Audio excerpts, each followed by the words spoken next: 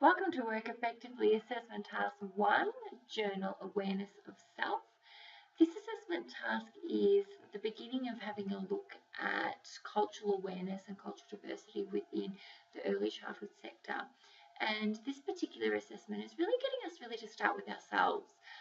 A lot of students find this assessment a little bit challenging because reflecting on themselves, their own thoughts, their own beliefs, their own qualities can sometimes be a little bit more challenging than just answering basic question and answer tasks. So to start this assessment, you need to go to Preview Quiz, and you'll find that there are 6 questions that are all relevant and reflective on yourself. So we'll go through a couple of those tasks just so that you get a bit of an understanding of what our expectations would be. So the first one here says to write 5 words to describe your self-identity and to choose words that reflect who you are, your self-dimension, your culture and your beliefs.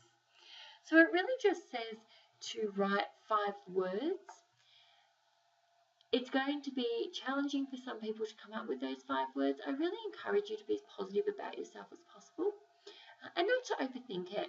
Think of how your friends might describe you and maybe use some of those words that come to mind.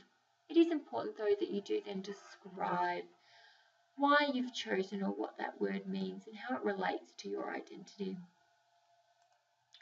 Moving on, then you need to describe a value that you hold on to and that can be directly attributed to your upbringing.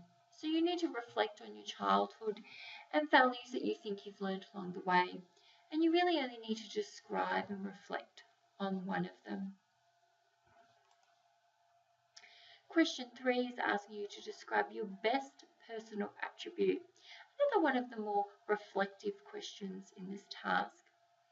You have to identify that attribute, and then you also need to reflect on how this affects your self-identity. And of course, with all questions, you're answering in the box below. Moving on to question 4, it's asking you to describe a tradition or a ritual that is practiced by you and your family, and then to reflect on the meaning of this ritual and describe how this also has connected or contributed to your identity.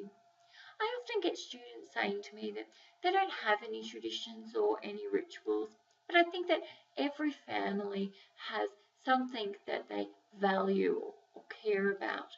It could be something as simple as a Sunday roast dinner or meeting up once a week at a cafe. It could be a movie night that they have, or a special park or an adventure that they go on. It could be what they do as a routine in the morning. Maybe you make sure you have a cup of coffee and a catch up with one of your family members. So I really want you to think hard, because each and every one of us has a tradition or a ritual that we do follow. Then question 5 and 6 are getting you to reflect on how that might impact on other families, and those questions also need to be answered quite thoroughly. So I guess my last piece of advice here is to really reflect and be positive, and just to make sure that you're putting some valuable answers down. You can't write in the assessment that you don't know or that it doesn't exist for you. We really do need you to reflect on those answers.